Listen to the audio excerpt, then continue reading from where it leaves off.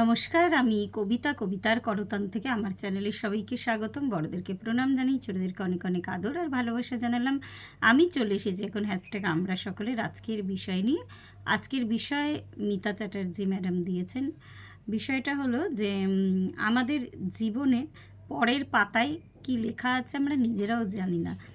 জীবনটা একটা অজানা বইয়ের মতন, তো এটা নিয়ে বলতে বলা হয়েছে।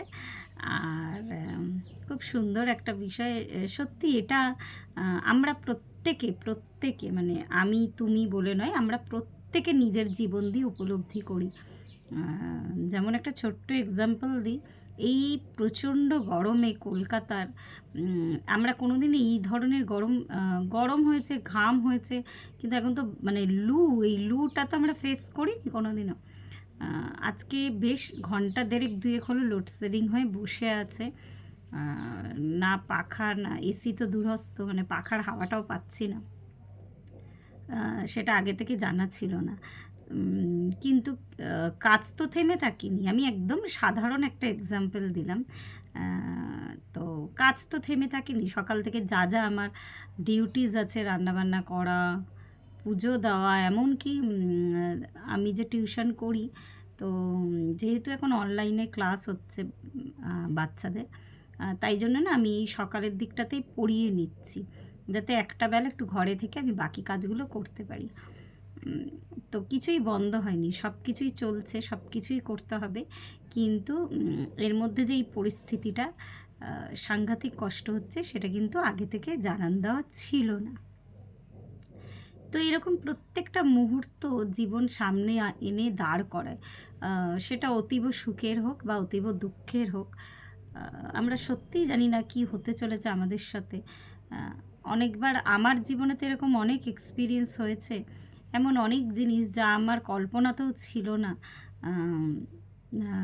সেই জিনিস আমার সাথে ঘটেছে। তো আবার এটা মানে কি বলবো আর কি, তুমি যা প্ল্যান করো সেই প্ল্যান আর কি অনুযায়ী জীবনটা কিন্তু চলে না। এই কথাটা মানে ভীষণ একটা সত্যি কথা। ম্যান প্রপোজেস গড ডিসপোজেস বলে একটা কথাই আছে আর কি। যেটা ঈশ্বর চায়, যেটা ঈশ্বর তোমার জন্য প্ল্যান করে রাখে, সেটাই কিন্তু তোমার সামনে এসে তাকে দাঁড় করায়। এবার আমি বলবো যে আমাদের ক্ষেত্রে যেহেতু আমরা ঈশ্বরেরই শ্রেষ্ঠ সৃষ্টি, তো আমাদের ক্ষেত্রেও কিছু চয়েসেস থাকে, হয়তো কি থাকে, চয়েস থাকে। কয়েকটা অপশানের মধ্যে আমাদের কিন্তু মানে আমরা যেটা মনে করি আর কি, বা যেটা বুঝতে পারি যে এই রাস্তাটায় গেলে আমার পক্ষে সঠিক, আমার ইনটিউশন আমার যেখানে আমাকে গাইড করে। সবথেকে বড় জিনিস হচ্ছে ইনটিউশন পাওয়ার। তো সেই গাইড আমি বিশেষত ওইভাবে চলি। আমি একটু বলতে গেলে অন্য কি বলবে বা আমি সমালোচিত হতে পারি। যেমন এখন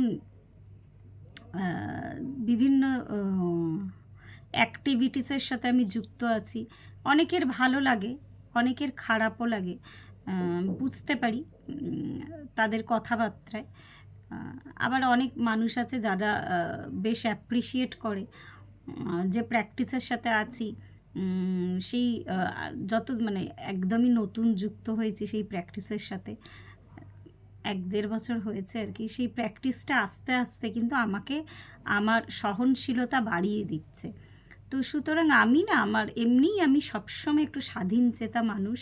আমি আমার ইনটিউশনকে বেশি গুরুত্ব দিই, আমি সেটাই শুনি যেটা আমার ভেতর থেকে আমাকে গাইড করা হয়। তো সুতরাং কে কী বললো, কে কী করলো, সেটার পরোয়াটা আমি একটু কম করি। আর যে ক্ষেত্রে আমার মনে হয় যে আমার বিবেক আমাকে সঠিক পথে নিয়ে যাচ্ছে, বা যে পথে গেলে মানে পুরো মানুষের জীবনটাই তো একটা জার্নি না। আর সত্যি পাহাড়ে যেমন আমরা যখন পাহাড়ে উঠি না, তার প্রত্যেকটা বাঁকে বাঁকে বা প্রত্যেকটা খাঁজে খাঁজে কী আছে সেটা কিন্তু আমরা জানি না। যেমন সমুদ্রটা ফ্ল্যাট, আমরা দেখতে পাই ঢেউ আসছে ঢেউ যাচ্ছে, কিন্তু আমরা পাহাড়কে কখনোই আগে থেকে জাজ করতে পারি না যে ঠিক এসে গেছে, ঠিক কোন মোড়ে আর কি কী বাঁক আছে আমরা কিন্তু জানি না। তো যাই হোক, তো এটাই জীবন, এইভাবেই আমাদের চলতে হবে, আর এইভাবেই আমরা চলবো। যেভাবে আমাদের জীবন আমাদের চালিয়ে নিয়ে যাবে। কিন্তু ওই যে বললাম, আমাদের কাছে কিছু চয়েস থাকে আর কি, যেই চয়েসটায় গেলেই আমার বিবেক আমাকে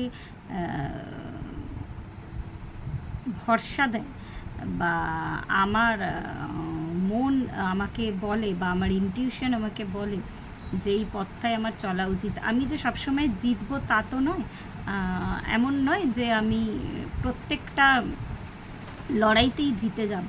লড়াইয়ে হারও আছে, জিতও আছে। হারগুলো থেকে আমরা শিক্ষা নিই, আর প্রত্যেকের জীবনে অনেক বড় বড় লার্নিং থাকে, কিন্তু এই শিক্ষাগুলো, হেরে যাওয়া মানে কিন্তু শুধু হেরে যাওয়া না, তার থেকে লার্নিং গ্যাদার করি আমরা কিন্তু।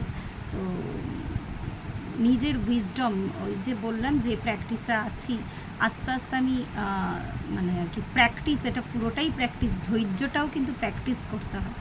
তো অনেকটা সহনশীল হয়ে গেছি, এমন নয় যে আগে ছিলাম না।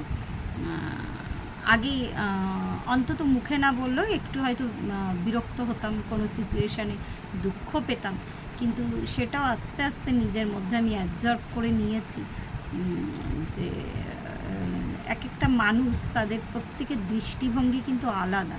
তো তারা কিভাবে আমাকে বিচার করছে, বা তারা কিভাবে আমার কাজটাকে দেখছে, তার থেকেও বড় কথা যে আমি যেটা করছি, আমার উইজডম আমাকে সেটা সঠিক বলে গাইড করছে কিনা, এটার প্রাধান্যটা আমি বেশি দিই। তো সব কিছুর জন্য আমাদের প্রস্তুত থাকতে হবে। ওই যে বললাম, প্রত্যেকটা বাঁকে, প্রত্যেকটা খাজে খাজে তোমার জন্য খুশি অপেক্ষা করছে বা দুঃখ অপেক্ষা করছে, আর দুটোকেই মেনে নিতে হবে কিন্তু। আর মেনে নাও এই মানে এই নয় যে খুশিতে আমি প্রচণ্ড খুশি হয়ে গেলাম, সব কিছু ভুলে গেলাম, আর দুঃখে আমি প্রচণ্ড দুঃখী হয়ে পথ চলাটা বন্ধ করে দিলাম, তা কিন্তু নয়। লাইফটা একটা জার্নি, আমাদের চলতেই হবে, আমাদের আগে এগাতেই হবে। তো আমাদের কাছে যে কটা হার্ডলস আসবে, মনে রাখতে হবে যে এটা থেকে আমার শিক্ষা নিয়ে যে পরের হার্ডলসটা হয়তো আরও অনেক বেশি টাফ। তো এইভাবেই যে কোনো যুদ্ধক্ষেত্রে কিন্তু এইভাবেই মানুষে প্রস্তুত হয়। তো যুদ্ধ মানে সবসময় যে কারোর বিরোধিতা নয়, যুদ্ধ মানে জীবন যুদ্ধ, নিজের সাথে নিজের মানে নিজের প্রতিবন্ধকতাগুলোকে কাটিয়ে নিজের কাছে নিজের জয়ী হওয়াটাও কিন্তু একটা যুদ্ধ।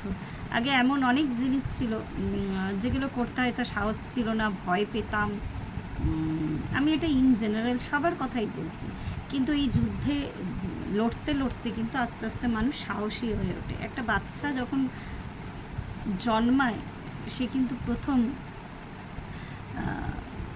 প্রচণ্ডভাবে মানে আর কি একটা ভয়ের সিচুয়েশনে থাকে। জীবন তাকে শিখিয়ে দেয় কীভাবে হাঁটতে গিয়ে যখন সে প্রথম পড়ে যায়, তখন ব্যথা পেয়ে কিন্তু এমন নয় যে সে হাঁটাটা বন্ধ করে যায়, আবার হাঁটে, দৌড়ায়, ছোটে, খেলা করে, স্কুলে যায়। তো ওই জীবন তাকে আস্তে আস্তে স্টেপ বাই স্টেপ কিন্তু এগিয়ে নিয়ে চলে। এমন নয় যে আজকে আমি এখানে আছি, আমি হয়তো কালকে রকেটে করে চাঁদে পৌঁছে যাব, আবার হতেও পারে, মানে কোনো কিছুই অসম্ভব নয়। প্রত্যেক পাতায় কি লেখা আছে আমরা জানি না। তো সব কিছুর জন্যই রেডি থাকতে হবে, সব কিছুর জন্যই প্রস্তুত থাকতে হবে, আর এটাই লড়াই, আর এটাই আমাদের মধ্যেকার দৃঢ়তা যে কোনো কিছুতেই আমরা থেমে থাকবো না। তো আজকে এই পর্যন্তই বলতে পারলাম। প্রত্যেকে ভালো থাকবেন, পরিবারের সকলকে ভালো রাখবেন। ধন্যবাদ।